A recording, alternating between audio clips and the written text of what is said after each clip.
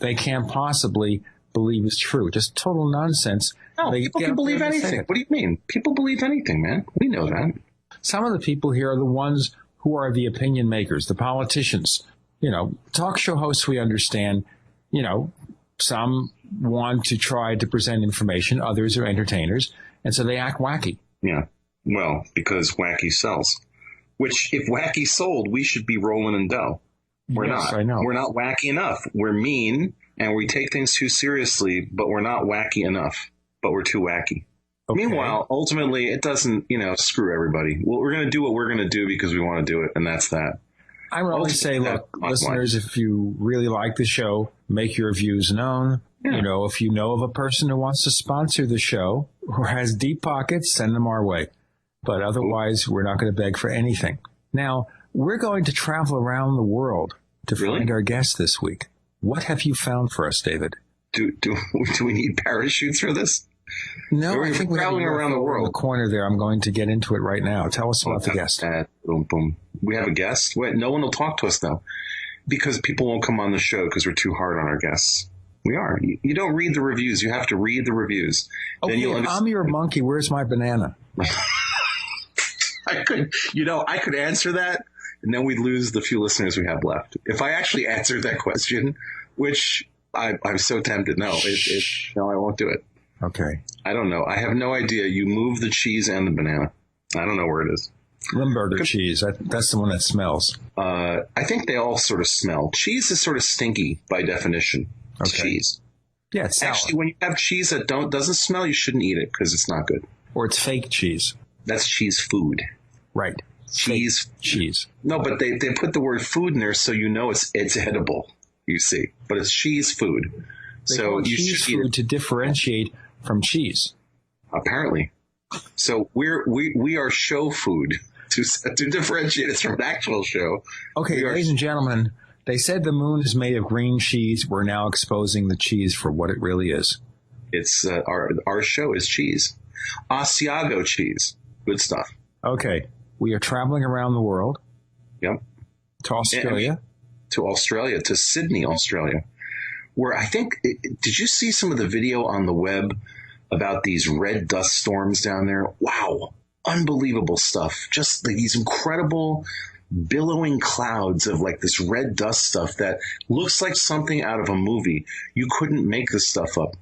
Some of the footage floating around the web, insane. When I mentioned to my Susie that we were going to do an interview with a guy down in Australia, she's like, is he in the middle of those storms? Even she's seen this video.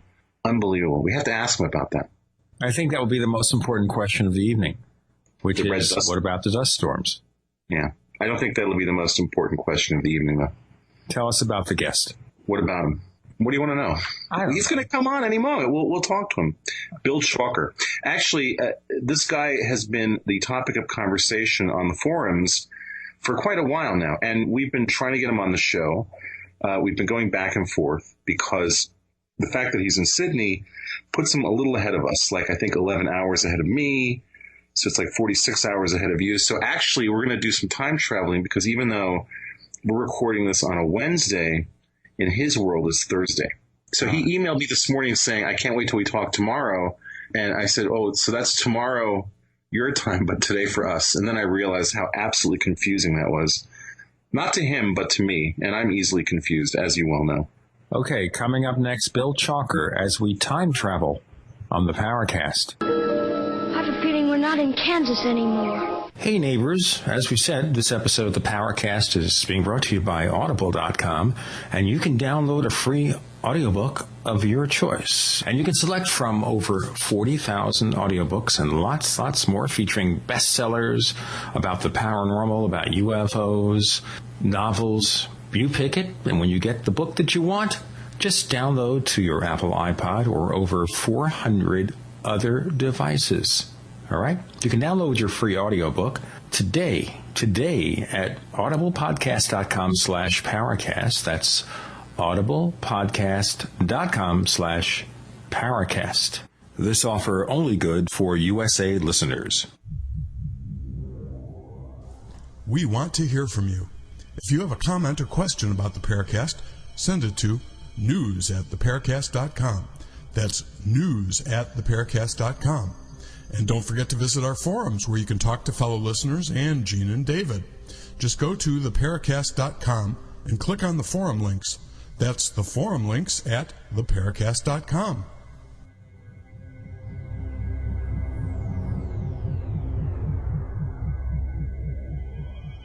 Hi, this is Michelle from Namecheap. We don't have millions of dollars to get race car drivers or models to endorse us, but we will do everything we can to make those who buy domains or web hosting from us as happy as possible. We offer a free SSL as well as free WhoisGuard for a year to protect your identity from spammers or troublemakers. We won't bug you with obnoxious upsells when you check out or in your inbox. But most importantly, our customer service team really cares about you. It's what we pride ourselves in the most because it's your endorsement that means the most to us. If you like what you hear, get deals on both our domains and our web hosting at radio.namecheap.com, radio.namecheap.com, and be sure to play our contest by following us on Twitter. Thanks, Michelle. And by the way, listeners, please use the coupon code RADIODAY, that's Radio Day, one word, for special discounts at Namecheap.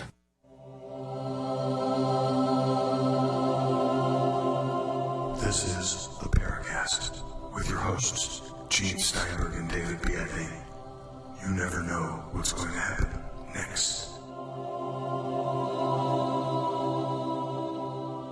Okay, from Sydney, Australia, Bill Chalker, I have one question for you. What about those dust storms? Are they as bad as rumored? Certainly, it's been unprecedented for Sydney anyway, but I've seen dust storms like that out in New South Wales, country New South Wales. But for good old Sydney town, it was unprecedented, and it certainly was a dominant item of all the evening TV broadcasts. It was certainly spectacular. Yeah, the footage has been stunning. It looks like something on another planet. Mm-hmm. What's going on there, really? Yes, the item that cracked me up in the Sydney Morning Herald, that's the daily Sydney newspaper, was that one guy walking his red Setter dog lost it. So we found you because there's been quite a bit of discussion about your work on our forums. So far, even though we have a really large contingent of listeners and fans in Australia, I think, and Gene, correct me if I'm wrong, we've never actually done a show about the UFO situation down there, which looks to be fairly substantial, but assume that we don't know too much about this, Bill. What's going on down there? An awful lot. Just for the sake of listeners, I'll just clarify a bit of my own background. I have been a long-time researcher of the Australian scene and written, I guess, a plotted history of the scene, which came out in 1996, and that's called the Oz Files, the Australian UFO story. And that was just essentially a distillation, probably a lot briefer than I wanted it to be, and I'm working on a much more detailed kind of historical take on the Australian scene. But my involvement sort of goes back to, I guess, as a kid during the 60s. My hometown up on the north coast of New South Wales had a lot of UFO reports, and it seemed to me as a kid at the time that practically every man and his dog was having a UFO sighting. Police officers were reporting them, that kind of stuff. It made the front page of the local papers, the Daily Examiner, and that, for a young teenager, sort of got me kind of hooked into the subject. To me, I had a bit of a scientific bent, and the game, as far as I was concerned, was on for the next many decades, and I've sort of been involved in one form or another ever since. And I guess my long-lasting sort of interest has been sort of pushed along because it's not just a strong scientific focus that I have on the subject. I'm also interested in the history, the sociology, the folklore of it, a whole range of different perspectives. And but it's always, I guess, the potential of the subject to have a scientific kind of involvement potential that's always sort of drawn me back to the subject. Well, at least it should. And very often, and we've talked about this on recent episodes, it seems that science keeps a pretty great distance from this topic in general. And scientific inquiry is often not part of the process of researching this. But in terms of the range of types of sightings and the types of crafts that have been seen, does this generally mirror similar types of sightings around the world? I mean, are you guys seeing the same kind of stuff that's being seen in South America, in the States, in the East? Of course, the one thing that I've been an advocate of is to push the global dimensions of the UFO phenomenon. It wasn't born and bred in the United States, as a lot of people like to think. This was a global phenomenon, but certainly the substantial popularization of the subject, the running was sort of taken with the United States, and it was, I guess, in many respects seen as a bit of a form of localized hysteria in the Americas, etc., when it first took off. But any sort of detailed research highlights that the phenomenon, whatever it is, was international in its extent, and that's one aspect that I've looked into very carefully here in Australia, is the earlier pre-1947 sort of manifestations of the UFO phenomenon as well, and like a number of other sort of historically orientated researchers worldwide, it's pretty clear that the phenomenon was going on here well before 1947, and that was the case obviously worldwide too. Regular listeners of the show know that I grew up in South America, in Venezuela, so I've been particularly interested in the UFO situation as it's unfolded in the South American continent. And, we've also talked a lot about Mexico on this show. And also, anybody who looks into the history of UFO sightings knows that in the 50s, there was a huge flap that was going on in Europe as well. Not just so, we on this show tend to take more of a global perspective, assuming that, now with the internet, we're trying to sort of track and discuss things that are happening around the globe. And actually, in looking over some of your most recent work, you've even expanded out your reach to China. And there's been a lot of interesting stuff apparently going on in China in recent times. What's your take on, now that you're looking at this at the global, level, have you given consideration to trying to create some sort of a statistical analysis of how this has played out around the world over time? Because this is a topic that comes up over and over again, where researchers tend to really focus in on their local geographic region. Yet it almost behooves someone to try to do even just the most basic statistical analysis of the last 60 years of sightings around the globe to see if there any patterns emerge. Have you seen any such patterns in your work? To a limited extent, I've kind of left that kind of statistical take on the subject to others that are a lot more kind of qualified than I. People like Dr. David Staunders, who was sort of first came into the subject via the Condon Commission report. He undertook quite a detailed study using UFOCAT and that kind of stuff. But all of these massive, large-scale studies, have the problem of how do you screen the information, that kind of thing, and it's always difficult. But it's quite clear in terms of researchers worldwide that there have been global waves and lots of sort of manifestations of wave and flat phenomena at country levels, that kind of thing, and there have been attempts to kind of follow those kinds of patterns, and I guess looking at it globally, there have been kind of massive worldwide waves, and obviously the most distinctive ones have been the beginning in terms of 1947 and 1952 was a sort of a wave that sort of manifested on a number of different countries, such as the United States and Australia and that kind of thing. And certainly 1954 was possibly the first of the big global kind of manifestations, because not only was it fairly big time, as you've suggested, down in South America, there was quite a huge wave going on in Australia as well, and obviously through Europe, particularly France and Italy, and so that was the first of the big global manifestations. And then from my perspective, there was 1957 was a pretty huge year at a global level, and on it went, particularly through 1959. 1959 was huge here with famous sightings like the Father Gill sighting in Papua New Guinea, and on it goes throughout the 60s and 70s. So there has been that kind of global kind of patterning to it. Well, Bill, if we look at what started happening in the States, like in the 70s, we start to see this significant uptick in reports of abduction cases, involving the prototypical small gray beings, medical experiments. I mean, there are some reports of cases like the Betty and Barney Hill case that happened before the 70s. Did you see in Australia a similar correlation with abduction cases in the 70s?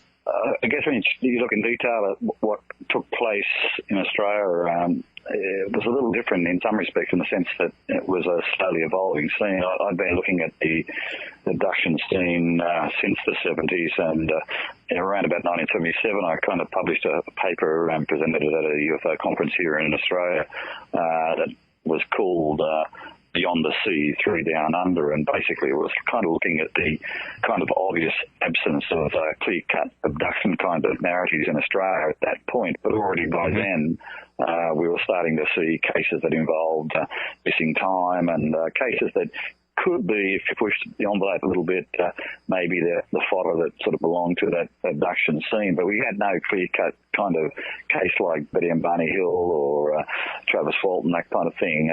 But just as I wrote that paper, presented that paper almost at the same time, we were starting to see very clear-cut cases of missing time episodes and that kind of thing. And I guess there's always that kind of peril.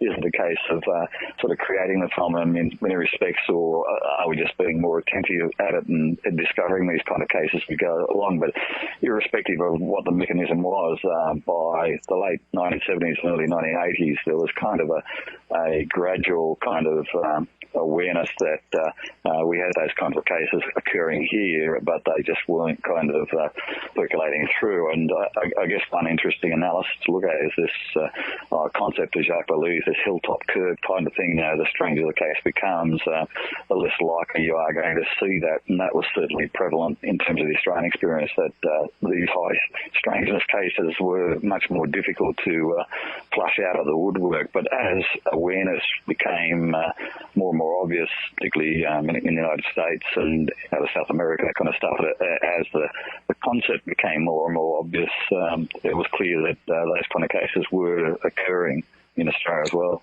Can you give us some examples of what you referred to as the high strangeness cases? These end up being really interesting on a lot of levels. They tend to sort of break down our expectations and understanding, basic perception of what's going on. So are there some specific episodes that you can cite in some detail where you see that high strangeness element coming into play? Well, I guess it sort of brings it home in terms of, with abduction cases, one of the problems we always had was that while we were starting to get large numbers of them here in Australia, most of them, like a lot of the cases in the United States, seem to be almost bereft of hard physical evidence. And that was always a bit of a problem for somebody like me who was kind of sort of trained in the sciences, etc., and sort of worked as a scientist, that kind of thing. So we're looking for physical evidence, and these kind of things weren't sort of flashing up a big way in that respect. But two cases came along, particularly in the early 90s, that really made me rethink the drift that I was experiencing. A number of us were kind of arguing that perhaps the abduction end of the spectrum, the very high strangeness type cases, told us more about the human condition than it did about UFOs. And we were starting to contemplate that, well, maybe a lot of this abduction stuff was amenable to psychological kind of analyses and that kind of stuff. So while a lot of individual cases were quite compelling, we started to think, well, perhaps let's exhaust the sociological or psychological explanations first, and if anything comes out of the wash at the other end, then maybe we've got some fodder to suggest that this is a real part of the UFO phenomenon. I guess that debate was played out not only in America but also, in Europe, England, and elsewhere where abduction cases were occurring. But for us, I guess the dam burst somewhat, particularly in 1992, in particular with the Kelly Carhill case that was a major kind of abduction case, and that for the first time was kind of like potentially had a multi-witness dimension to it that had physical evidence, that kind of thing. And so for the first time, we were kind of sort of feeling that we had a really solid physical evidence case. To correct that was 1993, the actual abduction case occurred. And I was actually first contacted by Kelly Carhill. She'd tried to get some interest in her experience down in Victoria, where the event took place in the Dandenong foothills just outside of Melbourne. She wasn't too successful in respect to that, and then she started talking to me here in Sydney. And it was immediately obvious to me that here we were dealing with a case that had a really strong potential for confirming the physical reality of alien abduction claims, because not only was she describing a very intense kind of experience that had sort of abduction dimensions to it, but she was also reporting that there was another car with at least 3 people further down the road. So therefore we had the potential of an independently confirmed abduction experience. So given that I saw the potential of it being a really strong case, particularly in this more controversial high strangeness area, I contacted a group down in Melbourne, Phenomena Research Australia, which at that time I felt was at least demonstrating a potential to be able to cope with these sort of high strangeness cases that had possibly physical evidence aspects as well, and asked them to perhaps look into it if Kelly chose to contact them. And so I suggested to her that she contact PRA and investigate and stay in contact with me as well. Now, she did that, and unfortunately, with the benefit of hindsight, if I had that decision left to me again, I would not have chosen to pass that case on to PRA, because given the passage of more than a decade, we're yet still to see the detail of their investigation. Now, they've indicated that they did do a very substantial investigation and found physical evidence, that kind of thing,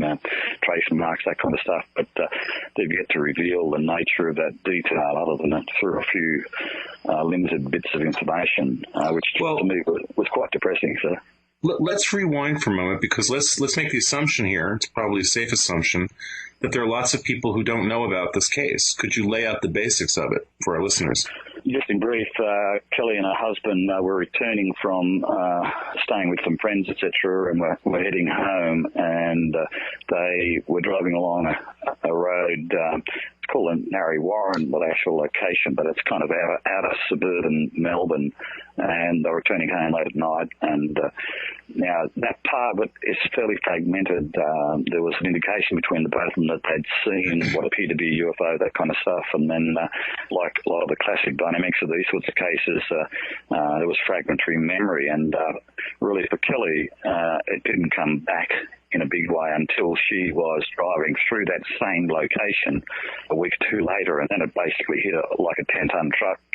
Suddenly she was kind of overwhelmed by the recollections that something very bizarre had taken place here, and it was starting to emerge in a huge kind of way for her, and clearly had a lot of problems coping with the onslaught of all this kind of sudden recollection of what it appeared to her to be an encounter with a UFO and that kind of stuff. And her husband, sort of up to a certain point, supported her, but he had a Muslim background, and she was an Australian girl, and there was a bit of a sort of an uneasy kind of dynamic between them, and basically her husband appeared to not be that interested in what she had to say. Ultimately, he became more interested in what the second party that was subsequently discovered had to say about it, but I'll get into that in a moment. But so basically, she was kind of on her own to a certain extent in terms of dealing with this, and so she made contact with me, and by that stage, her recollection was pretty much on the basis of seeing this craft land, being on the side of the road in a paddock area, stepping out of the car, observing further down the road another car with at least 3 people also out of their car, and looking at this very large object that was in a field just off the road. And then the frightening aspects of it started to emerge, where there appeared to be a number of beings that appeared in front of the object, and a number of these were separating into 2 groups. Some were going up towards the second car and the 3 people there, and the others were appearing to move directly from the object towards her and her husband. And then it becomes very fragmented and very frightening. It was really quite a striking episode. Actually, when I included details of this in my book, The Oz Files, that came out in '96, a lot of people actually commented upon the fact that they felt this episode was pretty frightening for them, and I tried to do it in a fairly objective kind of way, but it was a fairly confronting encounter. Now, this kind of slowly emerged, and eventually the detail was such that there was an indication that Kelly had missing time.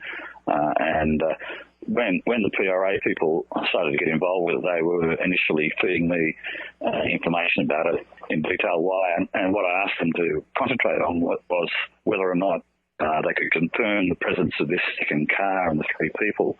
And they started to do their investigations, and then the feedback I got was that they did find the second car and were able to confirm that, yes, three people were involved, a bank manager, his wife, and the wife's girlfriend. So that we had the presence of three people, and eventually the investigation highlighted that basically Kelly seemed to have had some sort of fragmented on-board experience, and that the events seemed to concentrate on the women. The women themselves in the second car had recollections of on-board experiences.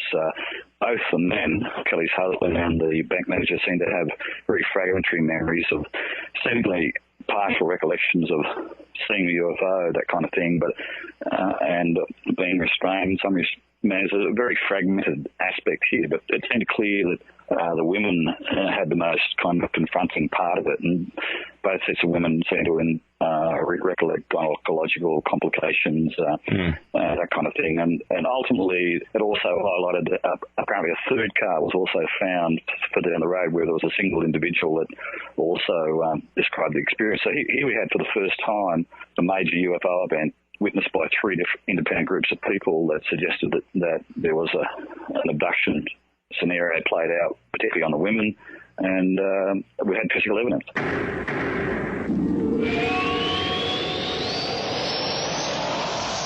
Hey neighbors, the old way to meet for business is over the phone or in person. The new, better way is to meet clients and colleagues online with GoToMeeting. GoToMeeting is like meeting in person, but less time-consuming and less expensive. Start your meeting with just a click.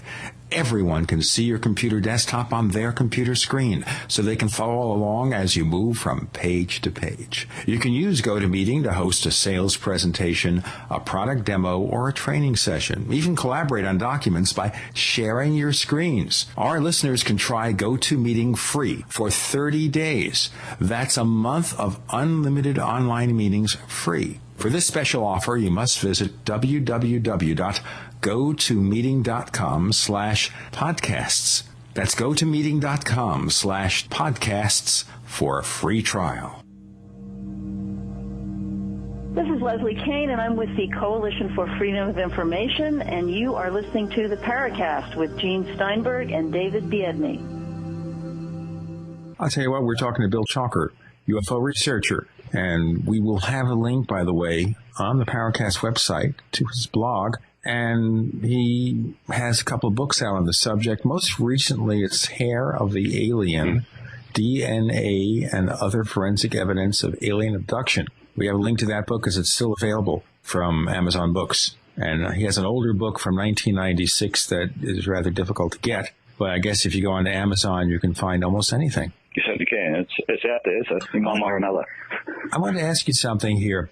Obviously, one of the things that David and I get caught up in discussing on the Paracast is the fact that the interactions amongst UFO researchers in America and in Great Britain particularly aren't too friendly. We have a lot of difficulties, so many factions with different points of view. So do you see the same kind of personality conflicts down under? Yeah, sadly, I've got to say yes. I think up till about the early 1980s, I used to have a major role in UFO groups and that kind of thing. But basically by then I was getting heartily sick of the politicking that used to play out in UFO groups. But I called it a fairly generic effect. I called it the club syndrome, because whenever groups come together of any persuasion, they're studying anything, there's always this kind of politicking that plays out, but it does seem to be particularly toxic when it comes to UFO groups from time to time. So by the early 80s, I had sort of really deferred to a much looser networking type of arrangement, and that kind of networking arrangement, rather than being involved in a very formal way with organised UFO groups, to me worked extremely well. And so the group that I was coordinating, the UFO Investigation Centre here in Sydney, I kind of changed it from a public kind of UFO group to a loose networking arrangement, and that was possibly the best move that it ever made. It allowed us to at least choose to be separate from a lot of this kind of politicking that used to go on. But having mentioned the Kelly Cahill case, that became a case that did suffer from this kind of problem between some UFO groups, and particularly given the fact that the PRE group decided not to share the research that they did on this kind of case. It really was frustrating for me, because the case was a major case that had, for the first time, really substantial physical dimensions to it. And so that kind of caused me to ensure that if a case of a similar nature occurred, I wouldn't be going down that pathway again, deferring to another group. I'd take on the investigation myself and coordinate it in detail. And that's what I did essentially with the Putukuri case that played out from Sydney.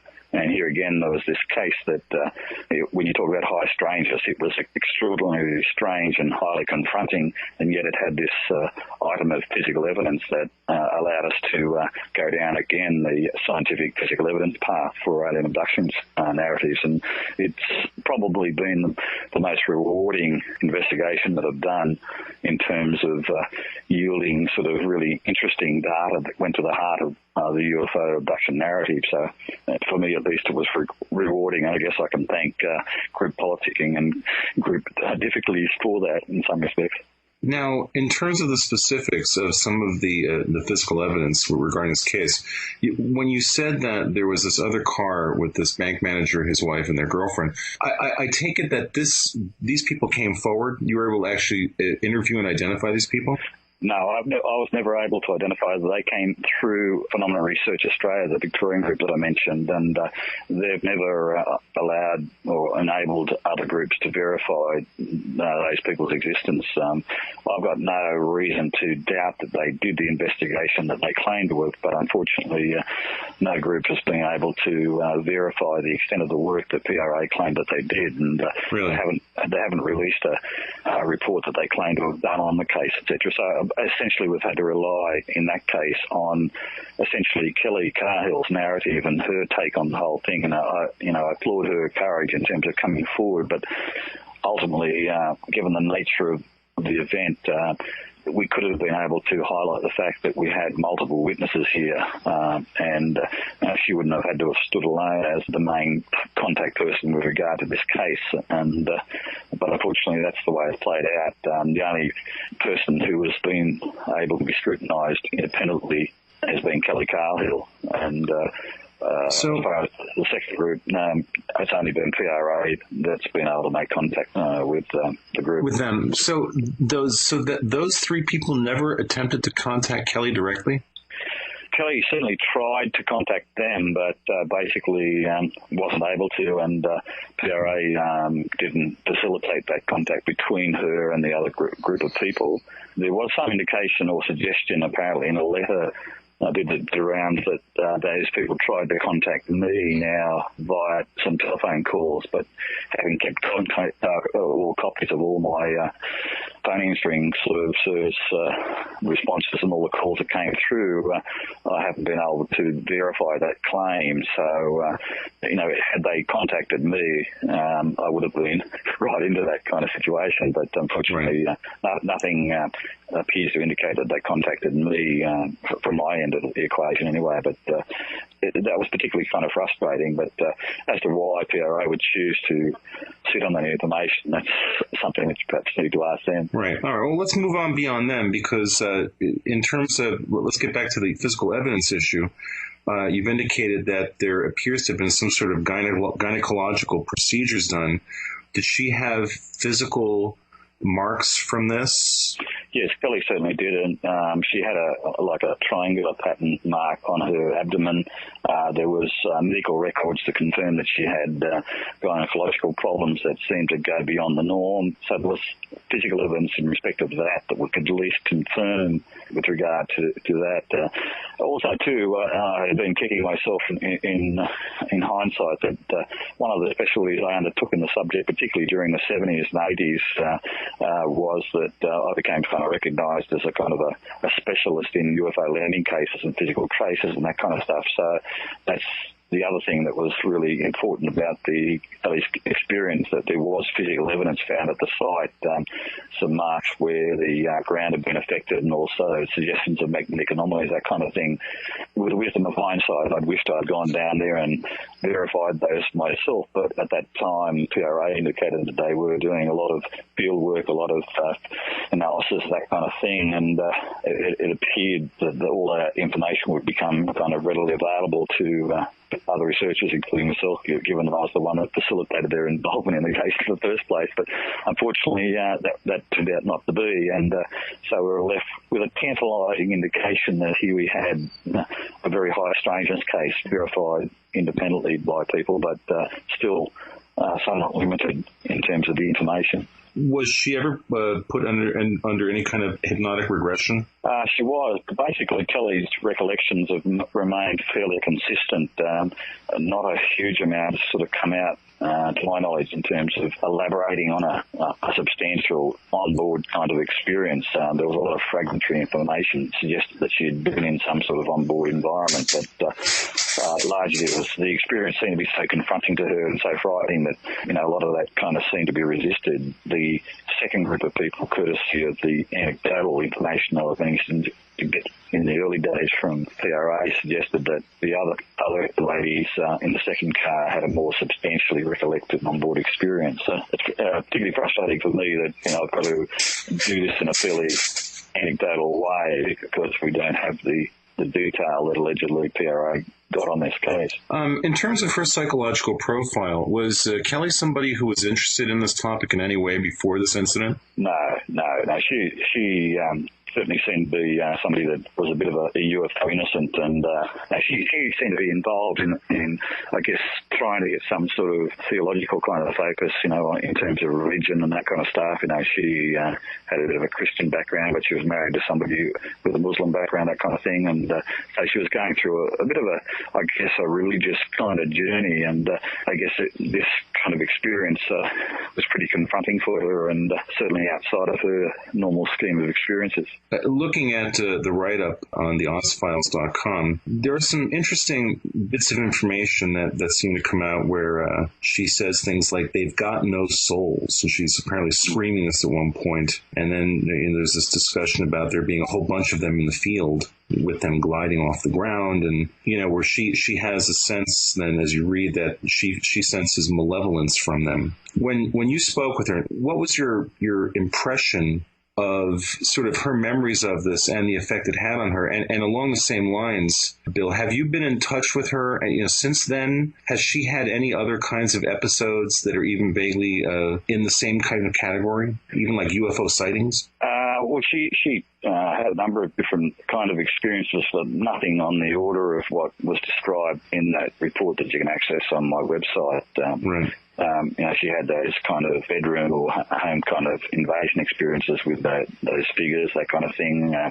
She had taken a UFO photograph at one point later on. So she had a range of kinds of different experiences, but nothing of the confronting order of the initial experiences. But basically, she became like a kind of lightning rod for people with similar experiences, because she did take that kind of step to go in the public domain under the name Kelly Cardle, and so for her it was kind of a major journey, and in some respects, she became a bit of a crusader on it in some respects, and lectured widely, that kind of thing, highlighting that the nature of the experience to her. So, and a lot of people contacted her, and ultimately, for her, I think she went down the rabbit hole, so to speak, Alice in Wonderland type thing, and confronted a lot of the kind of dynamics that a lot of people find fairly toxic about the UFO field.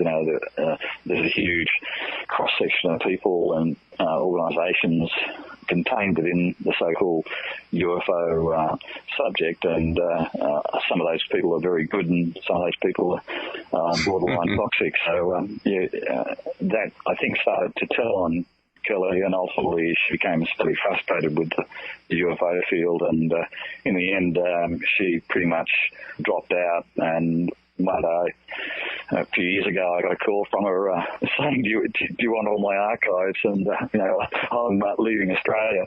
And she passed her collection of material on to me, and I've still kept them here under archive. And she's now out of Australia, and so she's not easy to contact, but she's still interested in the subject, but and still attests to her experience, that kind of thing. So.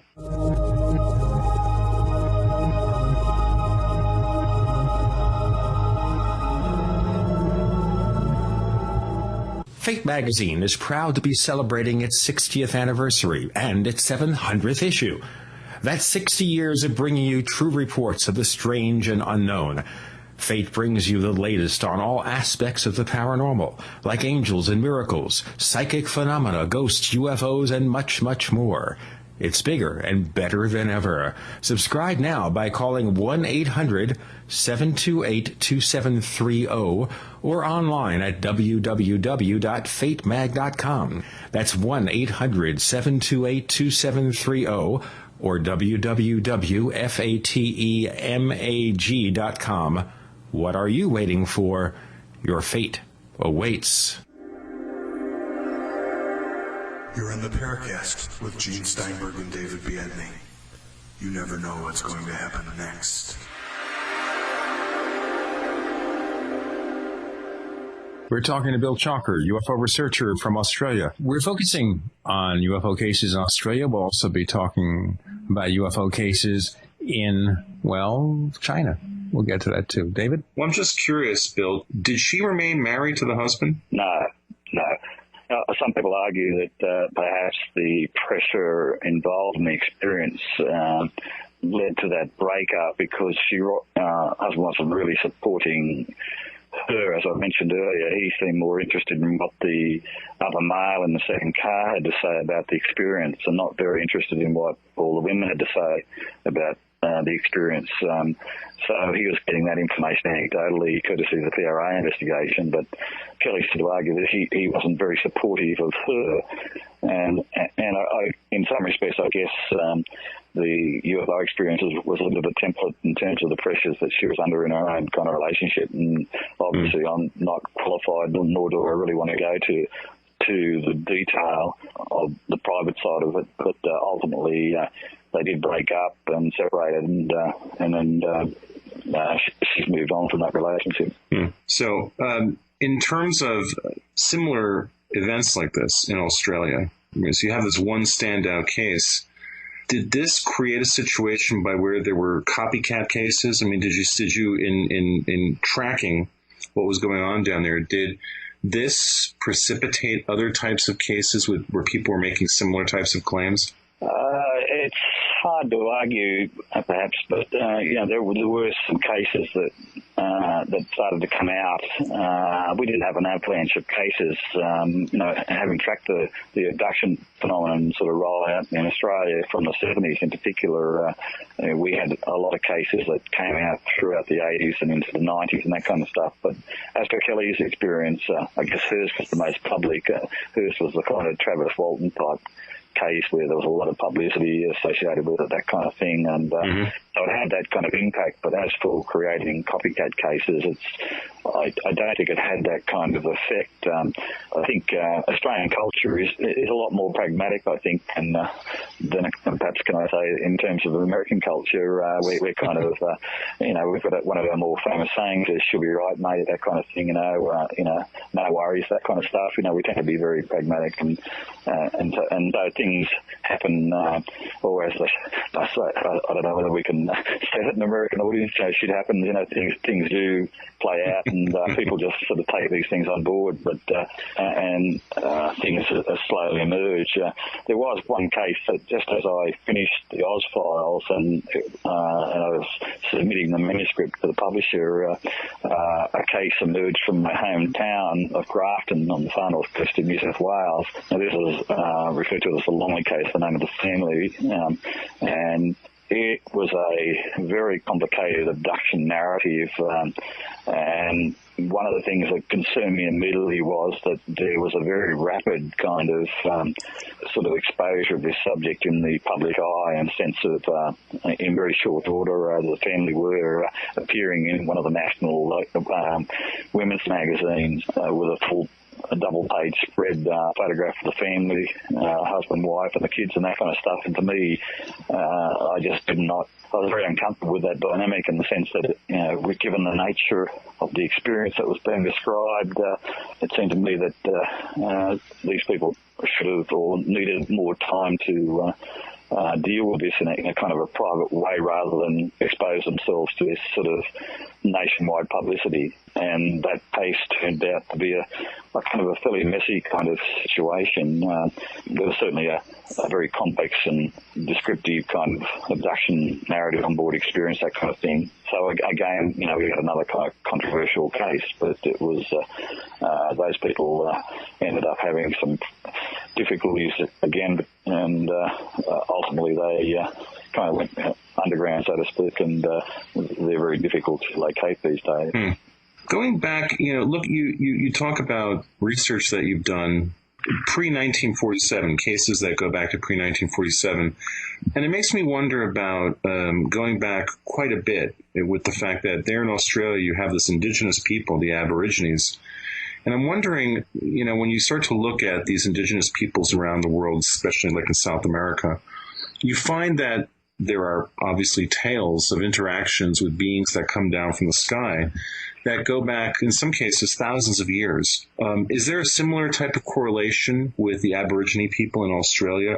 Is there mythology that's supportive of an interaction with an advanced race of beings that in some way facilitates, helps, uses, enslaves humans? I guess any kind of indigenous culture, and particularly from my own experience, the Aboriginal culture here in Australia, one has to be extremely careful to impose Western viewpoints on, the legends and narratives that emerge from indigenous cultures. And Aborigines themselves have a very kind of fixed interpretation of their beliefs and that kind of thing, and there's always this concern of Westerners and white people or colonialists sort of putting narratives on their kind of religious and legendary beliefs. But certainly a lot of the things that come out from Aboriginal narratives certainly approximate or are very familiar or certainly very striking when it comes to examining these kinds of abduction or contact type narratives, and some of the strongest tend to emerge, and this is kind of a worldwide phenomenon, emerges from the shaman initiation type of accounts, and this is a worldwide phenomenon, shamanism, and when you get to the Australian kind of experience with them, shamans in our cultures were often referred to as Aboriginal men of high degree, and you have this kind of westernized generic take on the shamans in primitive cultures, and that are classed as witch doctors, and it's almost a very negative kind of stereotyping that goes on. But in fact, the shamans of most of these kind of indigenous cultures were very powerful individuals within their own societies, and so the term Aboriginal men of high degree is a very appropriate kind of title to give to these people, because they were extraordinarily powerful figures within their own tribes and their own cultures. And when you start to look at the initiation rituals and initiation experiences that Aboriginal shamans experience, these experiences are very striking analogues of what we see today in the form of alien abduction experiences, where you've got this experience of the initiate being seized by extraordinary beings, often taken into aerial flight or up into the home of the sky being, and exposed to all sorts of extraordinary experiences, and then being brought back. And when they're brought back, they are changed, and they're somehow different. And quite often they've even got, to use the analogy of implants, they've even got objects inside their bodies, with Aboriginals that often put the form of kind of magical crystals inside their body, that kind of stuff. And from that point on, they were somehow stamped with the contact or the experience of being connected with the sky beings. And so there's very striking kind of parallels there. And just how far you can push that analogy, it's difficult to say. But I did write about that fairly extensively in terms of even writing a book, or not a book, rather an article called Abductions, a Shamanic Perspective, and that certainly drew a lot of interest and a lot of, I guess, flack and controversy from some of my fellow researchers, etc. But I was certainly interested in that, and I felt that you couldn't ignore the correspondences between shamanic claims worldwide and alien abduction experiences. There seem to be too many similarities. Do the shamanic members of the Aboriginal tribe, do they engage in any sort of hallucinogenic consumption, as sort of, mirroring the use of, for example, ayahuasca? No, in the Australian Aboriginal culture, the use of hallucinogens was not evident. And I know it's a focus of particularly South American types, Mexican shamans, that kind of thing, Siberian shamans, where the use of hallucinogens created or may have assisted some of these sort of transitions into these otherworldly shamanic experiences, but the same sorts of experiences were going on with Australian Aborigines, but without the assistance of the hallucinogens. So, to me, that sort of argued that there may have been some objective reality to some of these experiences. Right. And that's what I was curious about, because just in doing some basic research, I hadn't found any reference to the Aborigines in deploying any kind of psychoactive drugs for altered consciousness. And I was just wondering, maybe there was something I was missing in looking through this. But you sort of confirmed that, yeah. Yeah, that's correct. But it's certainly a very powerful kind of narrative. Certainly, I've had lots of contacts with Aboriginals over the decades, etc., and even more recent figures who had kind of connections with shamanic roles, etc. It's kind of sadly a bit of a dying career path amongst Aboriginals, the shamanic kind of figure, or the shaman type figure, and there were even women that were participating in these kinds of roles, and I was approached by an Aboriginal woman, Lorraine Maffey-Williams, who had that kind of role, and she wanted me to write a bit of a shamanic kind of biography of her, but by the stage that I encountered her, she was pretty much a kind of a crossover figure between Western culture and Aboriginal figures, and a somewhat controversial person, a lovely lady, but to me she was kind of bridging the path between the West and her own kind of culture, and taking on board a lot of the experiences of both, and so there was this kind of mix of New Age and traditional Aboriginal kinds of experiences as well. But she had these kind of abduction-related experiences herself, and was very much into the UFO phenomenon. And separate to her, there were lots of local settlements and the kind of stuff, and quite isolated townships and settlements of Aborigines that had ongoing UFO experiences, that kind of thing. So that was fairly common as well. Bill, you wrote several books, the most recent of which is Hair of the Alien, DNA and Other Forensic Evidence of Alien Abduction. Now, we're going to break in a moment for our hourly pause. Can you tell us a little bit about this book? That's a fairly long story, which I can encapsulate in this a little detail, at least anyway. Okay. What's the basic focus? Well, for me, the focus of Hair of the Alien was evolved from one specific experience with a gentleman of a Lebanese background whose family had come to Australia during the 80s and settled in Australia. Now, he came from a Christian Maronite background from Lebanon, and was completely kind of unaware of the UFO phenomenon or the abduction phenomenon. And for him, he had an experience in 1988, which was very much, I guess, in the mould of the Whitley Strieber type of abduction experience. But for Peter Curry, that experience that took place in Sydney, for him, having no kind of awareness really in much of the UFO scene, none of the abduction scene, at that stage, he had no kind of compass to bring to bear as to what this experience was all about. And for him, it was just life-shattering in the sense of having this experience that took place in his family home. His father and older brother were present in the house as well, and for them, their only awareness of it was Peter coming to them in the base of the experience and telling them that he'd had this experience with these strange people that didn't seem human, that seemed to stick a needle into his head, and having this kind of missing time element and being very frightened by it.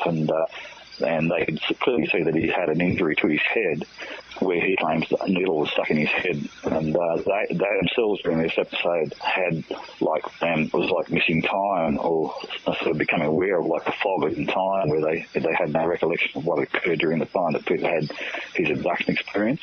So for them, there was kind of a partial corroboration that something pretty weird had happened while Peter had this experience himself, and then he went along to his own doctor to check out the injury to his head. She laughed it off, just saying that perhaps it occurred during his own work environment. He worked in the building industry and maybe injured himself on a nail. Peter kind of rejected that analysis, and given the Christian Maronite background, his own family suggested, or maybe it was Saint Charbel, the saint of the Maronite religion that he had an encounter with, and clearly Peter just couldn't figure this, because these figures were quite odd, very much of the grey type, and also these short, dark type figures, stubby figures, etc. They certainly didn't look like what you'd expect a religious saint to appear.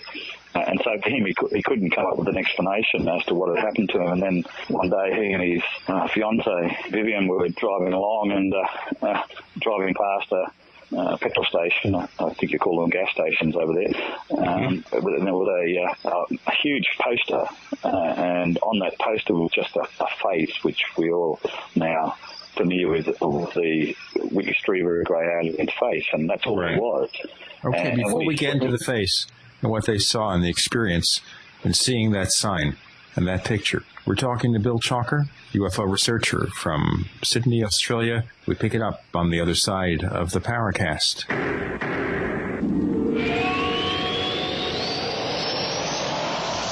You hear it on TV, you hear it on radio, cash for gold. Yes, it's an enticing phrase during these challenging days, but the real question is, how much cash are you going to get for your gold and silver? Are you going to get the best value? Well, you can get the best price from a company whose owners have decades of experience in the business. Welcome to Goldbug. The folks at Goldbug warn you that many of those high-budget gold buyers are paying far less than you deserve for your gold and silver. Goldbug will give you top dollar each and every time. To learn more, call 1-866-596-6134. That number again, 1-866-596-6134 for Goldbug. Or visit us online at goldbug.com. That's Goldbug with 2 G's. Goldbug.com. Welcome back to the Paracast with Gene Steinberg and David Biedny. UFO researcher Bill Chalker joining us on the Paracast this week. He is author of such books as Hair of the Alien, DNA, and Other Forensic Evidence of Alien Abduction. His most recent book, written several years ago, is still available from the major book resellers. Bill, before we took the break, you were talking about these people who saw the big picture on the road of the traditional gray alien, which I can imagine under the circumstances ought to be frightening beyond belief. So what happened next?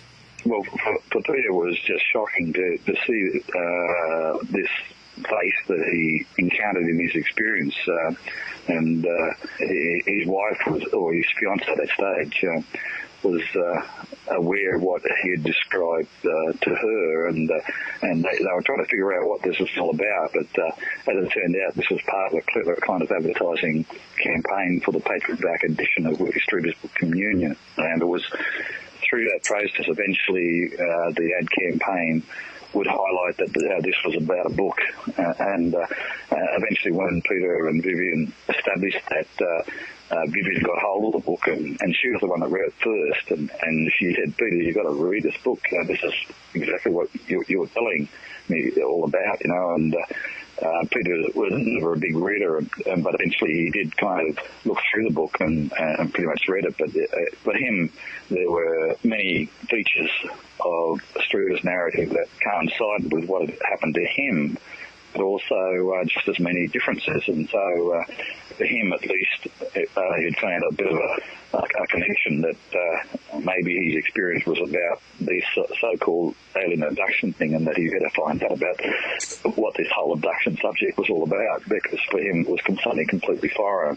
But the more he got to know about the subject, he realised that this appeared to be what had occurred to him. And Peter was a special individual, like a very strong individual, not only physically but I think mentally, that where he was able to kind of cope with the traumatic nature of the experience, but also he had this kind of conviction that he wanted to help other people, and ultimately he went on to develop a support group which he called the UFO Experience Support Association. It was probably one of the best manifestations of the support group concept in Australia, and so he developed this kind of support group, plus he had a lot of health professionals and science types, etc., and I had this kind of, I guess, at arm's length kind of connection to the group, and ultimately I got to know Peter a little bit, and then it was through that process that he then subsequently made me aware of, and this is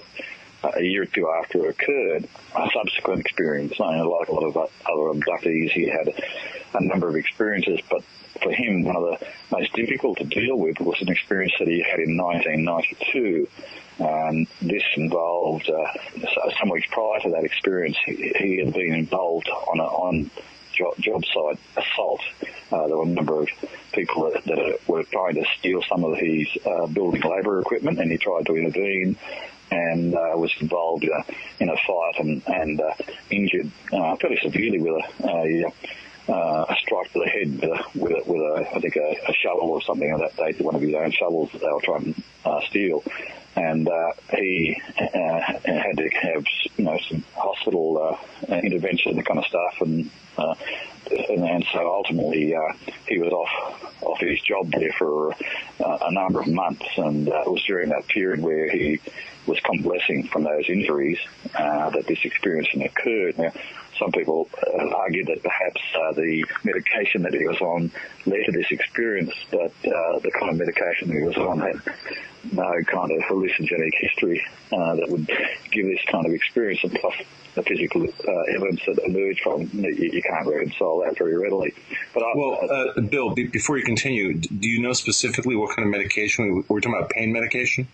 Panadine Forte. It's a fairly strong pain medication you can get here through a doctor's prescription. And, I've looked at all the effects that all this kind of medication can have, and none of it had a history or connection associated with hallucinations, that kind of stuff. So that's one thing about Peter's experience. He did allow me to investigate this in a pretty intense kind of way, and I give full credit to Peter. Like he was so certain of his experiences that he didn't have any problem with any kind of follow-up, no matter how forensic or confronting it was. That we certainly covered it in a lot of intense kind of detail, and probably can understand why when we get to the nature of the experience, because what he described is that while he was still convalescing, he got up to take his wife, who at that stage to go to the train station so she could go to work. She was the only breadwinner at that stage,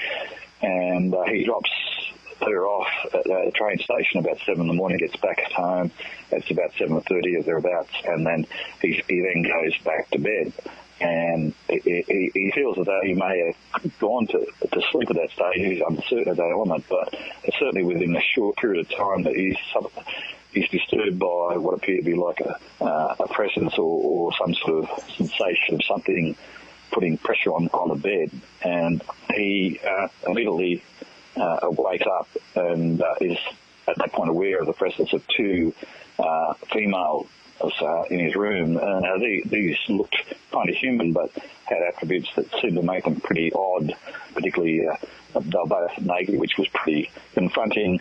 And some people argued that they might have had the element of a sexual fantasy, but this to Peter was no sexual fantasy because it was very confronting, and he was not in a situation where he would be wanting that kind of experience at that point anyway, because he's recovering from this injury and that kind of thing and not in perfect shape.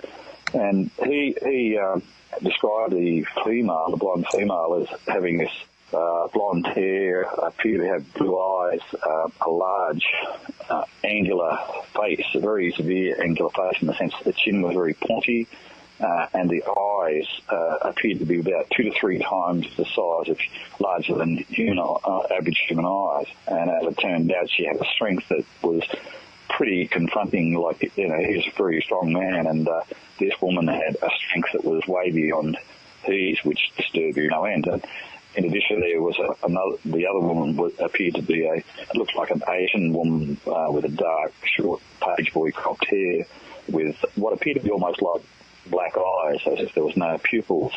And so each of them had attributes that seemed odd, but one could suspect that they could pass as your average person walking down the street at a bit of a push. But what took place was pretty confronting. They claimed that the blonde woman mounted him on the stomach, and there was no sexual element to this that he could recollect. And she appeared to pull him to her breast and tried to kept doing that. And Peter has one problem. He gets kind of claustrophobic in confined situations, and he was kind of shocked by this whole episode, and he started to try and push this woman off. That's when he found that she was incredibly strong, and that's when it started to turn. It was partly shocking and then became a bit concerning and frightening to him. And then he tried to repel her, and eventually, because he couldn't, he ended up biting her on the nipple area. Now, that's why this had a lot of higher strangeness and confronting aspects to it. But at that point, as soon as he did that, he started to have a severe coughing fit. So at that point, he kind of looked down, and for what he thought was only a few moments, and he got this strong mental impression in his head that as if this blonde woman was telling the Asian-looking woman, this is not the way this is meant to happen. This is the wrong way. And this was like a strong mental impression coming into his mind. And at that point, the coughing continued, and he looks up again, and both of the women are gone. And Bill, before you continue, I have to ask a question. You indicated that he stated to you that when this started, he didn't feel like this had any kind of a sexual connotation to it. But from what you're describing, it sounds like, especially the comment that he thinks he hears in his mind, this is not the way it's supposed to happen. It sounds like it was very much a sexual situation. No, I think you have to understand that the context in which it occurred. Like, he was having some severe side effects with regard to recovering from this head injury. He was often vomiting a lot. He was going backwards and forwards to the doctor, etc. He didn't want to take really severe medication, that kind of stuff. So he was not in a very pleasant kind of state. Right. And so basically, it was basically a chore, something very difficult to just take his wife to the station so she could go off to work, but it was something he had to do because she was off work. And I understand, Bill. I'm not trying to say that, that he didn't see this as being sexually stimulating to him. What I'm saying is that it sounds like the intention of these reported 2 women was to engage in some sort of sexual interaction. Right.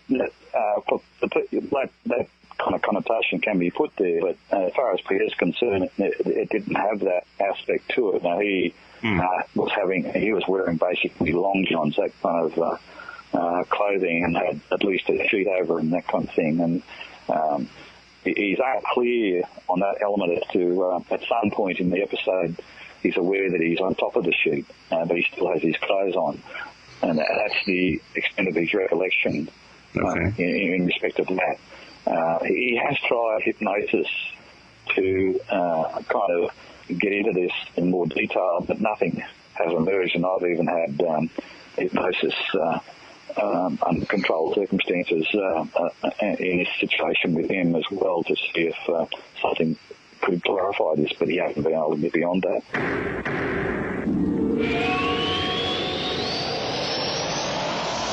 Hi, this is Michelle from Namecheap. We don't have millions of dollars to get race car drivers or models to endorse us, but we will do everything we can to make those who buy domains or web hosting from us as happy as possible. We offer a free SSL as well as free WhoisGuard for a year to protect your identity from spammers or troublemakers. We won't bug you with obnoxious upsells when you check out or in your inbox. But most importantly, our customer service team really cares about you. It's what we pride ourselves in the most because it's your endorsement that means the most to us. If you like what you hear, get deals on both our domains and our web hosting at radio.namecheap.com, radio.namecheap.com, and be sure to play our contest by following us on Twitter. Thanks, Michelle. And by the way, listeners, please use the coupon code Radio Day, that's Radio Day, one word, for special discounts at Namecheap.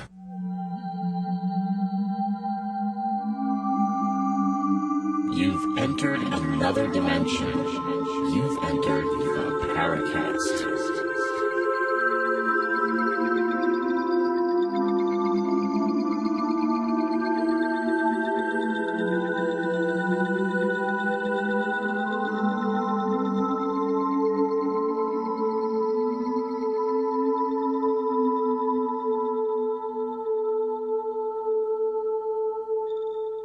Beyond that, we have Bill Chalker, UFO researcher from the land down under, author of such books as Hair of the Alien, DNA, and Other Forensic Evidence of Alien Abductions. Before we go on with this, and because you've been on for a little while here, I was curious, maybe you could tell our listeners for a minute or so a little bit about your background and how you happened to get involved in looking into UFOs. Right, yes. I got sort of interested as a sort of a young teenager, etc., in my hometown. I had a lot of UFO experiences. I hadn't actually seen something at that point, but it sort of got me involved because I had a bit of a scientific bent to me, I guess, even at a young age, and I was kind of intrigued by this whole UFO subject and started to read more and more about it. And this was during the 1960s, and by that stage, certainly by the end of the 60s, I was certainly involved in a fairly reasonable kind of way, probably more as an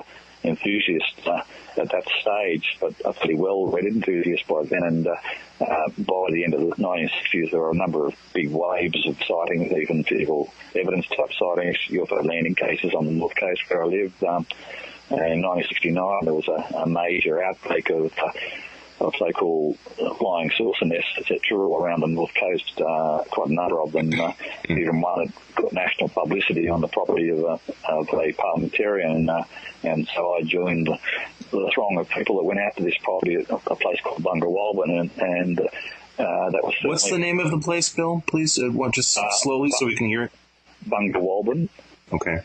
And this location, there was an area of huge, it was a suckling crop, very similar to sugarcane, but which was flattened in an unusual kind of way. And it turned out that flood mitigation workers nearby had seen peculiar lights or top-shaped objects in the vicinity, and so it leaked out pretty quickly that we were connecting this sort of damaged farming site to the presence of a UFO landing, etc. And there were quite a number of cases of UFO landings and actual objects seen within the locality, but most of that kind of information came out later rather than at the time. So it was always just this mainly a focus on the fact that there was this physical damage to the site. And I guess that's sort of the thing that got me really interested in the physical dimensions of the phenomenon, that, maybe one can take a look at these UFO landing cases and maybe take samples and submit them to laboratory analysis. And by that stage, by the early 70s, I was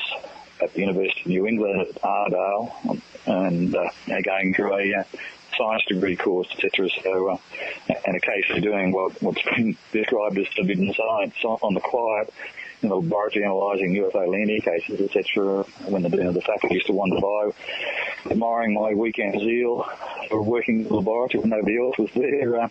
He never really bothered to ask what I was doing, so I went and continued doing analysis that way. And these are local cases of UFO landings and soil samples, that kind of stuff. And so I was hooked by then. And by the time I left university, and moved to Sydney in 1975, I was very much actively involved in investigating cases around Australia and focusing on the physical evidence case, the UFO landing cases. Have you been at all in touch with Ted Phillips? Oh, yeah, Ted, I got to know. I've unfortunately never met Ted in person, but I kind of feel I've had a fairly strong association with Ted because he and I shared an interest in the UFO landing cases, the physical trace cases, and certainly by 1976, when these physical trace catalogue was published by the Centre for UFO Studies in Chicago, I'd already, by that stage, isolated a large number of similar cases in Australia, and so I shared that information with Ted, some of that put into the catalogue, and I was publishing my own sort of catalogues of that nature here in Australia, and so by that stage, by the mid-70s, late 70s, I was kind of recognised as, I guess, the local version of Ted Phillips investigating UFO landing cases, and that became very much a strong forte of mine that we were examining those sorts of cases, and there were many striking examples of that. And I think at one stage I published a detailed paper where I examined over about 200 or 300 UFO landing cases, of which we isolated about 33 being very strong kinds of cases just from Australia, involved not only UFO sightings but very strongly correlated physical trace cases. Just a quick question, Bill. In the kind of research that Ted did, he was able to do things like come to this conclusion that there were some specific types of effects that had occurred, for example, in the soil, the lack of an ability to absorb water, for example. Were you finding the same kinds of things with the trace cases you were looking at in Australia? Only up to a limited extent. There seemed to be a fairly broad cross-section. I know that the water effect of the thing that you were reporting there, from my background also too, I was aware of the fact that things like fairy rings have this strong effect that they call hydrophobicity, where the soil repels water, and this is that's correlated with fairy rings as well. And I often wondered whether or not, particularly the Delphi case, had that kind of connection. But I also was aware of the fact that when soil had experienced severe trauma by what appeared to be some sort of highly energetic effect that might take place with a UFO landing, we had the situation where the soil has been traumatized. Fungal type of effects can be, they're highly kind of parasitic in the sense that they will take over and really take advantage of any compromisation that takes place of soil. And so to me, I found it not surprising that sometimes when you look at a soil sample, if you waited long enough at a site that's been affected by a UFO, you'll start to see evidence of fungal effects, that kind of stuff. But in the Delphi case that Ted looked at, these kind of effects of hydrophobicity were being reported pretty promptly. And so that may well have been a valid effect that he reported there. In my experience, most of those kind of water-resistant effects occurred in cases that involved fairy rings, that kind of thing. Fairy rings? Fairy rings are the term for when you often see them like circles of grass where they've been affected. Very, very common kind of fungal effects. That's one thing I grew to specialise in. Was in a lot of physical trace cases, one of the things that I attempted to do in a lot of detail was to look at all the different effects that can occur in nature and to understand those to a great extent, i.e. things like fairy rings where circles are found in the grass, and quite often these are uncritically seen as evidence of UFOs and that kind of stuff, but fairy rings are quite common, and one needs to know about all these different kinds of manifestations in nature that can be kind of mistaken for UFO landing effects, and that's why, like Ted Phillips in America, we've obviously tried to focus on cases where there's a clear-cut correlation between a UFO being seen to land and tangible physical traces that are correlated specifically to the landing site. In many cases, you've got lots of cases where these kind of correlations are fairly dicey, and it's fairly speculative as to the connection between the UFO landing and the physical trace. And of course then, but working in this kind of environment in the 70s and 80s and into the early 90s, we didn't have the big problem of the proliferation of these so-called crop circles, particularly out of England, which has kind of been a bit of a blight in terms of physical trace investigation, because we've had all these kind of crop circles, and I'm a bit of a agnostic when it comes to crop circles. I've followed the controversy since it began, and I see more evidence of human intelligence behind crop circles than I do of aliens and that kind of thing. And so that's kind of my position. But I've always found, talking about crop circles, it seems to bring out all those passionate kinds of people that have great emotional investments into the crop circle game, and so I tend to kind of stay away from that kind of discussion, because it can get into some fairly kind of colourful areas. Yeah. But to me, crop circles, there are certainly some crop circles where there's some certainly interesting sort of situations where it's difficult to come up with a human explanation, but I think they're in the minority, and there's certainly a very strong argument that most of them are due to human agency. Absolutely. But Bill, I'd love to get back to the Peter Corey case, because what we haven't talked about is the real core issue of that case, which ends up being physical evidence, supposedly. So let's please go back to that. Yes, I described Peter had this very confronting experience, etc., and he'd been coughing, severely coughing, in reaction to biting on this woman's nipple, and that to him had the desired result that the woman had released him, and he was coughing severely, and then when he looked up, the two women had gone. Now, that was bizarre enough in itself, because Peter was aware that the room or the house had been locked up, and so that he could sleep without any kind of concern about anybody getting in. And so that was confronting, but he couldn't understand what had happened. He was immediately seized by a desire to pass urine, so he went to the bathroom and started to urinate, and that experience was particularly distressing. It was very painful, and when he looked down, he could see that there was some what appeared to him to be blonde hair wrapped around his private part. Because he had been involved with the 1988 experience, the attempts to understand that, establishing a contact or a UFO experience support group, or an abduction support group, and starting to become familiar with the subject, he felt that what had happened to him was something that had happened in a kind of a context of a alien abduction experience. And so here he realised that this hair might be important, but he was also quite aware that this was something that was quite bizarre. And so he had the presence of mind to put that hair into a little sample bag, like a little, just a Ziploc type of bag, and then put that into a filing cabinet drawer. And that's pretty much where it stayed. This experience was so confronting to him, he initially had difficulty in reporting it to his wife, for obvious reasons. But was several days later before he told his wife. He actually had rung her up and said to him, "I'm not ready to talk about it, but when I'm ready, I want to tell you about something that happened to me." And the context is that I had this really severe coughing fit, and by the time she came home that day, he still was coughing, and they tried all sorts of things to stop him from coughing. So he had what on subsequent analysis seemed to be almost like a severe allergy shock, and we was trying to assess that, but by that stage it was already too late to look into that. But the implication was that ultimately something had happened, and that it appeared to be in an abduction context. And eventually, within several days, Peter tells Vivian about it, and she was very supportive of him because she was quite aware of all the context of what was going on. But what became more difficult is that he also, within a few days, started telling key members of his support group, and these were like welfare, social welfare type people, or psychologists, and there was a physicist in the group as well.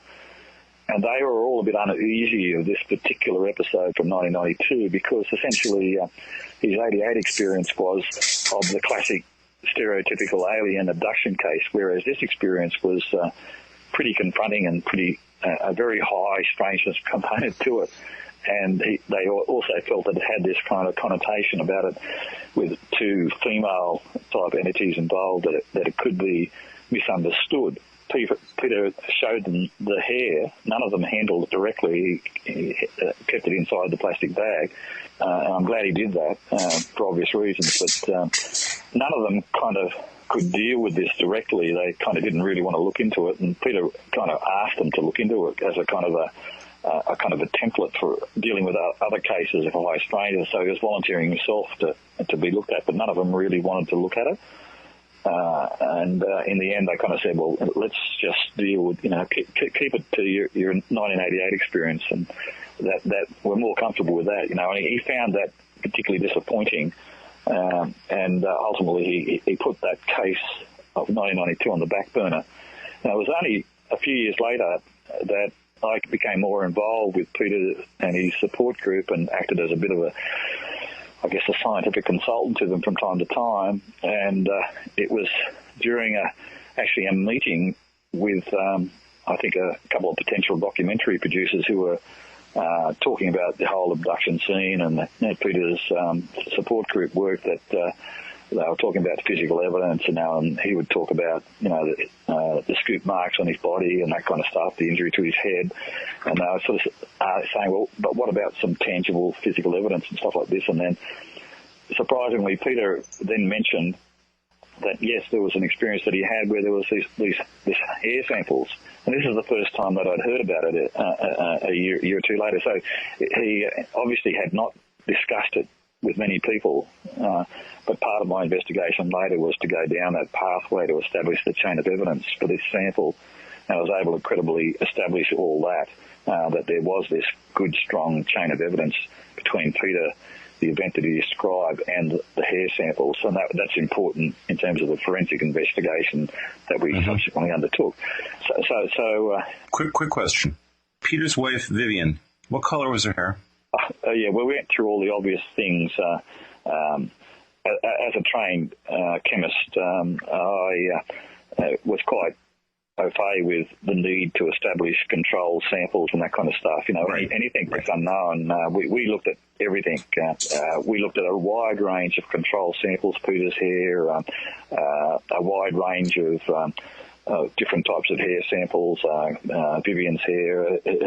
She had a kind of a darker colour type of hair. There was no obvious comparison point between Peter, Vivian, or any near friends that we could come up with. In fact, the hair sample itself, when we looked at it under the very strong microscope, and we filmed this under the microscope as well, and did a complete traverse of the hair sample, it was basically almost optically transparent. It had very low levels of melanin, which is the colouring component to hair. Right. And so while it might have appeared to be blonde in colour, it actually seemed to be almost optically transparent. It was right on the edge of the human range of hair, quite thin.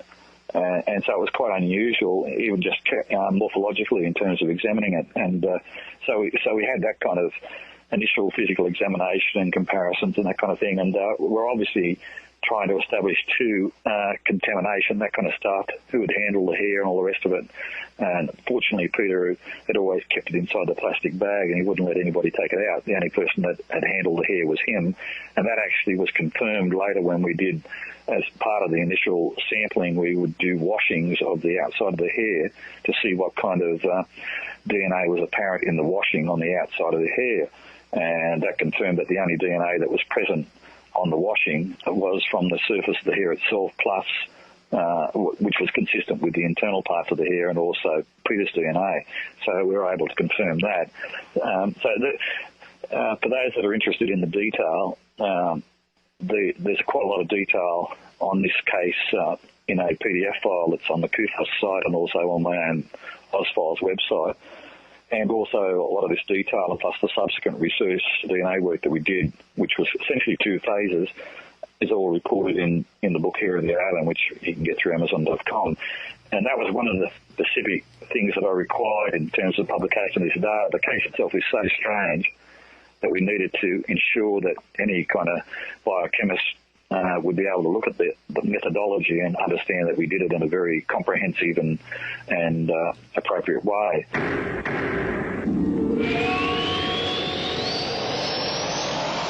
Fate magazine is proud to be celebrating its 60th anniversary and its 700th issue.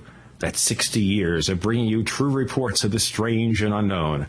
Keep up with the latest on angels and miracles, psychic phenomena, ghosts, UFOs, life after death, and much, much more. It's bigger and better than ever.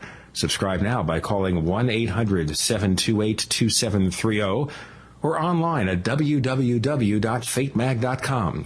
That's 1-800-728-2730 or www.fatemag.com.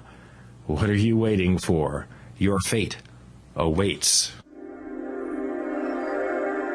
You're in the Paracast with Gene Steinberg and David Biedney. You never know what's going to happen next.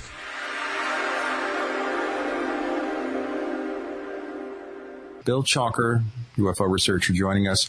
We're talking about this test of the so-called alien hair samples. So looking over the entire picture, beginning to end, you can't say it's not human, can you? No, and I've actually never said that it was alien. What I've said that whoever was the donor of this hair sample was certainly unusual and had very unusual characteristics. Number one, for what appeared to be a blonde hair sample or something that was sort of fairly optically transparent with low levels of melanin, we were expecting, the biochemist and myself working with it, we were expecting to get entirely mundane results that were typical of at best Caucasian kind of DNA profiles.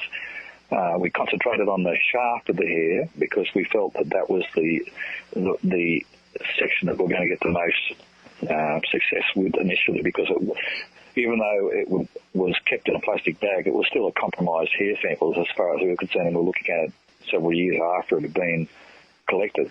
And we were quite surprised, quite dismayed, the biochemists were at least anyway, that instead of this typical Caucasian thing, and you've got to keep in mind the technique that we used was the biochemists involved in this were quite well-credentialed biochemists who had published peer-reviewed papers in many journals, and one was a leading biochemist who had published in again, peer-reviewed journals and also written textbooks, that kind of stuff. And so very competent, experienced, world-class biochemists. And looking at this result, they were quite struck by it. They just couldn't understand the result. And what we got was that we had a rare Asian mongoloid DNA in what's referred to as the region of hypervariability. Now, this region of hypervariability in human DNA is what's exploited by the FBI and police around the world in terms of equivalent genetic fingerprints of identifying people. That's the key component of the technique. And that's where we concentrated on this region of hypervariability in human DNA. And in that area, you should get a pretty clear-cut picture of the profile of the donor of the person. And in this case, we were getting rare Asian mongoloid DNA in what should have been to us a Caucasian hair sample, a blonde hair sample, because there's no evidence that it was due to hair dyeing or anything mundane like that. So we had a major anomaly there, and that was the substance of the anomaly that we reported back in 1999 in the International UFO Report when we published the paper called Strange Evidence. And that caused a bit of a stir at the time because it was fairly well received, the report. And even better for us as researchers, we received some private funding to do more detailed work because we wanted to go to the next step, and that was to examine the root of the hair and also try and do some nuclear DNA work, because all the work up to that point was mitochondrial DNA.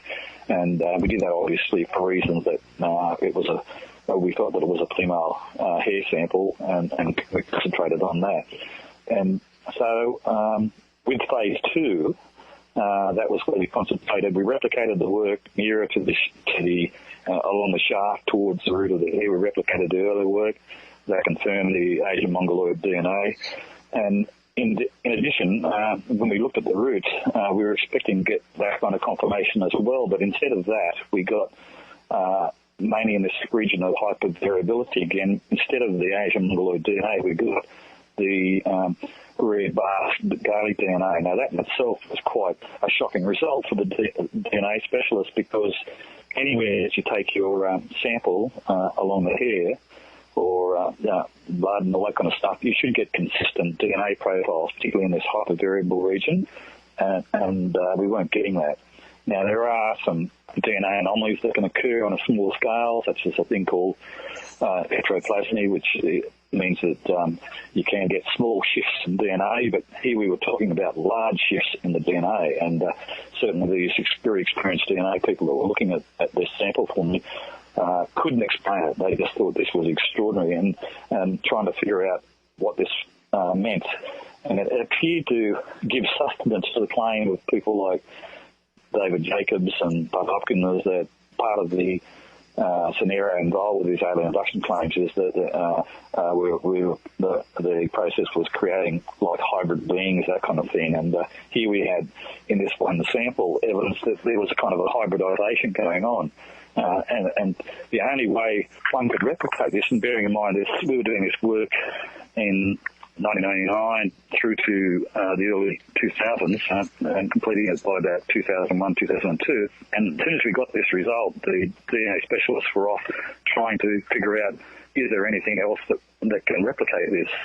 And eventually, as it turned out, in 2001, there was a paper published in Nature, which was like cutting-edge DNA research using clonal-type research that was an effort to try and cure human baldness in males, and they were using these advanced cloning techniques to try and bypass the problem of racial kind of hair transplanting, that kind of thing. And what was noticed in the DNA results was that you were getting this kind of hybridization effect taking place in root of the hair. And so here we had in 2000 or 2001 in Nature some very advanced cloning papers highlighting the kind of result that we were getting in a hair sample that was collected by a gentleman in a very bizarre way back in 1992. So this itself was a very puzzling and confronting result, which we kind of felt was a bit of a breakthrough result as well. And additionally, we did do some work on the nuclear DNA aspect, and from that we also got a fairly puzzling and compelling result, and that suggested that the donor also had a DNA trait that's fairly rare, but it is present in small pockets, particularly amongst Scandinavian communities, the Akashki Jews, and other limited localities, but unfortunately not widespread enough. But that's called this CCR5 deletion factor. If you've got that means that you're largely impervious to things like HIV, AIDS, and smallpox.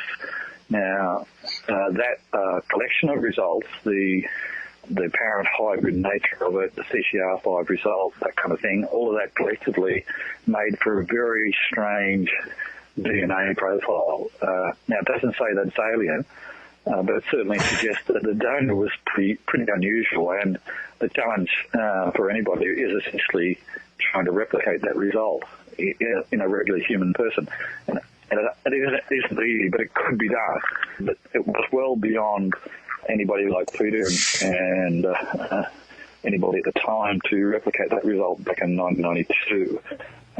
So for us, it was a pretty strong result and one worthy of reporting, and that's what is in essence reported in the book Hair of the Alien. Bill, who did you actually have doing the DNA analysis?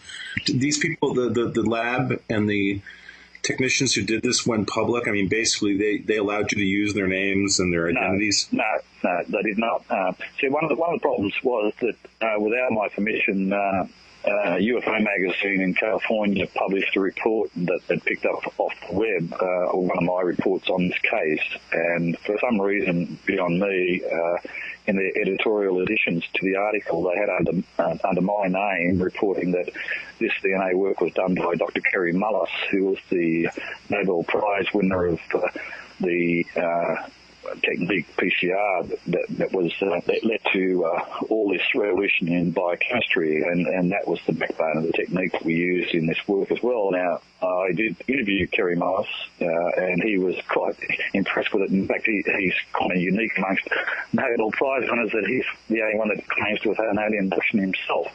So a very controversial guy, and a bit of a leader in the biochemistry field, but he was aware of what we'd done, but that was in retrospect, and he admired what we'd done, but he's not the one that did the work, and for reasons that are pretty apparent to anybody who works in these fields, particularly in government and private industry, it's not exactly a career enhancer to be highlighting the fact that you've done work on alien DNA or anything controversial of that nature, and so we've been circumspect, and it is a difficulty for me, of course, to not be able to identify them.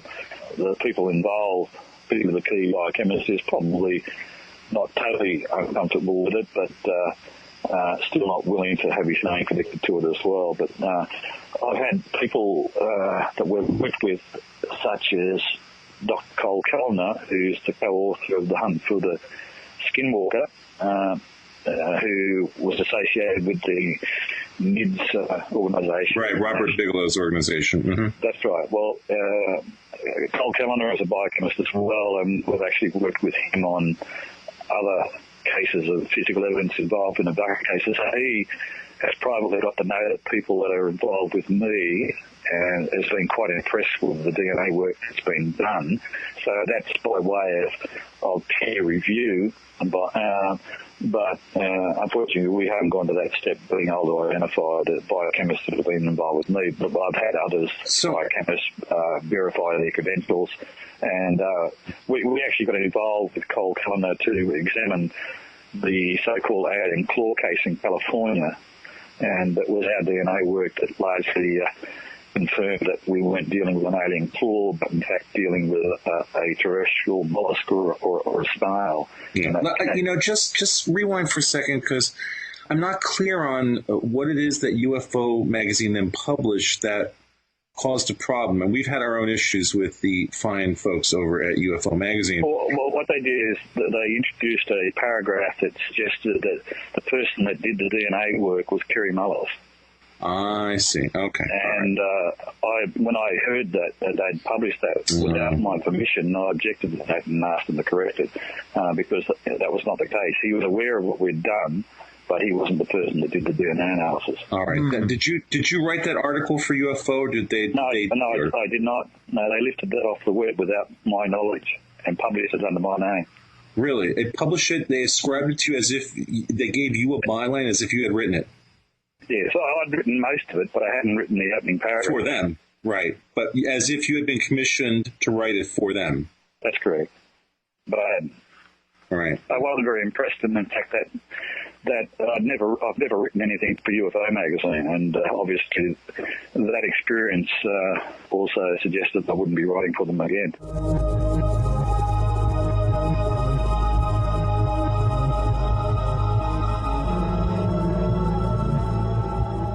You hear it on TV, you hear it on radio, cash for gold. Yes, it's an enticing phrase during these challenging days, but the real question is, how much cash are you going to get for your gold and silver? Are you going to get the best value? Well, you can get the best price from a company whose owners have decades of experience in the business. Welcome to Goldbug. The folks at Goldbug warn you that many of those high-budget gold buyers are paying far less than you deserve for your gold and silver. Goldbug will give you top dollar each and every time. To learn more, call 1-866-596-6134. That number again, 1-866-596-6134 for Goldbug. Or visit us online at goldbug.com. That's Goldbug with 2 G's. goldbug.com. Hi, this is Don Ecker, and you are tuned into the Paracast with Gene Steinberg and David Biedny. Hey, let me tell you what, you're going to hear stuff here that you probably won't hear anywhere else. Hear that, George Snorri?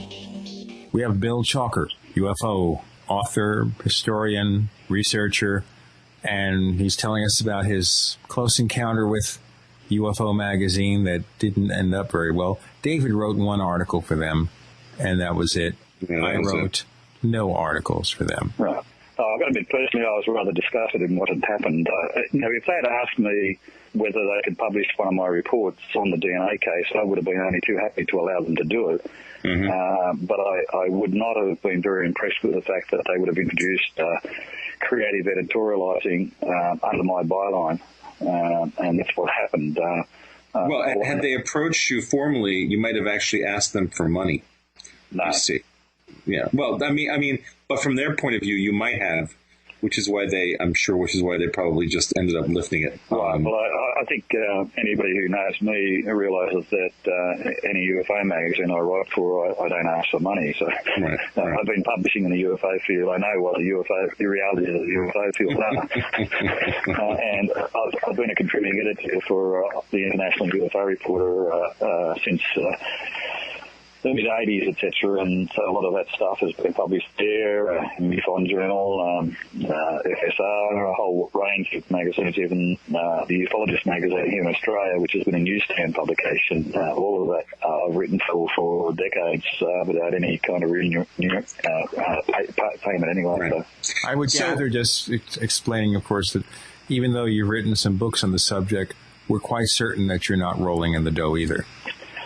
Sadly not, but I have had fortunately, some private funding without any strings attached to it, which has allowed me to undertake what is a fairly kind of cost-intensive research area, specifically focusing on this DNA type stuff. And I've been glad to get that, and that's allowed me to kind of look at this on a full-time basis. And it's been this Pitacuri case that's led to some pretty interesting kind of investigative paths, and that is that we've tried to then go beyond that result. The publication of the initial findings in IOR back in 99 are classed as phase 1. Phase 2 was the publication of the second round of investigations that focused on the root of the hair. That was phase 2, published pretty much all together in the book, Hair of the Alien. Phase 3 was another step in the sense that we were also very interested in what was the rare Asian Mongoloid DNA that was found in the root, because that seemed pretty odd. And we were trying to focus on that. And we knew that we'd correlated that as occurring very rarely amongst Chinese or Asian DNA profiles. But these data banks were limited in terms of access, and all the contributions were anonymous. And so we were trying to correlate what was that DNA related to. And in the end, we, because of connections that we set up with Chinese biochemists, and I did part of that during 2002 and subsequently with visits to China and other places, we were able to establish that particular DNA profile correlated rather uniquely, it seemed, with a small ethnic group called the Lahu people, who are most prominent in northern Thailand, Laos, southern China, and a little bit in Cambodia. And that was part of the main thrust of why I travelled to northern Thailand and to southern China during 2006 to investigate that particular aspect related to the Lahu. Because we were most fascinated as to why this small group of people would be appearing in the shaft of an unusual hair type that was collected under very unusual circumstances in 1992 in Sydney, Australia. And what kind of information did you dig up in doing that research? We found that typically, like a lot of indigenous groups, they too had these shaman-type connections, sky law, sky being law, that kind of stuff. The area seemed to have unusual light phenomena, UFO-type phenomena, and particularly in southern Yunnan.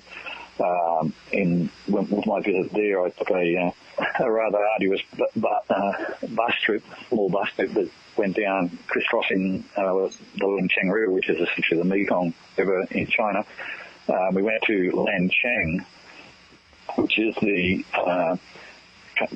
basically the capital, the local capital, which is kind of an autonomous region for the Lahu, and the Lahu dominating the area. But unfortunately, like the experiences that are occurring in Tibet and other places, and in Urumqi and Western China, most of these areas are starting to get populated by ethnic Chinese Han people, and tending to dominate the local indigenous populations. But at the time that we visited, it was still a very substantial Han population. The Lahu were very prevalent, and they are meant to be the ones in charge in the area. And so, but it gave us the opportunity to be able to meet with a lot of the Lahu people and do some research work there amongst the Lahu, and that enabled us to examine this DNA aspect. And it is pretty unusual and somewhat unique to the Lahu, and we're also able to get some of the data related to possible UFO connections, that kind of thing. So that was like a stepping stone for me, in the sense of going on to what I call now phase 4, which is what I'm currently preoccupied with, and that is what I kind of generically call this alien DNA paradise kind of DNA nexus, where I'm kind of examining in many ways all these different indigenous populations, because one finds when we start to examine them, you often find, very politically in fact, that they all seem to have this sky being law, and when you start to look at that with Western eyes, you start to see many, many similarities to what seems to be going on today in abduction-related situations. And when you have the further complication that these areas seem to be centres of UFO phenomena and unusual light phenomena, that kind of thing, and they seem to occasionally have unusual DNA markers, that to me is a very fertile research area, and that's been the focus of what we've been looking at over the last few years, and probably will be for the next several years as well. But that is not just unique to the Lahu. We're talking Aboriginal communities worldwide here, areas like the Payapo natives in Brazil. They have a very strong kind of connection with sky beings, etc. In the Anu population in Japan, even amongst the Maoris in New Zealand, the Zulu population in Africa, all of them have very strong kind of connections with what they claim to be almost like beings that have come from up there and down here and interacted with them.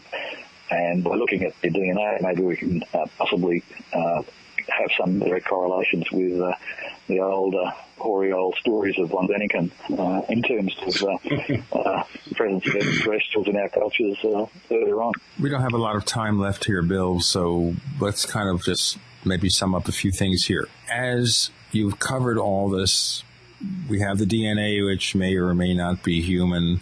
We have all the other stuff you've done. Do you have any conclusions yet as to what we're dealing with? Are you looking for ET or what? Well, I'm open-minded as to what we're finding here, and as I've described there is phase 4 inquiry that we're doing, which has all been an extension of the Peter Curry inquiry with phase 1. To me, it's certainly highly suggestive, and if anybody had asked me decades ago whether I'd be looking into this kind of aspect, I would have probably laughed. But it's to me a very rich area of inquiry, and one that has potential of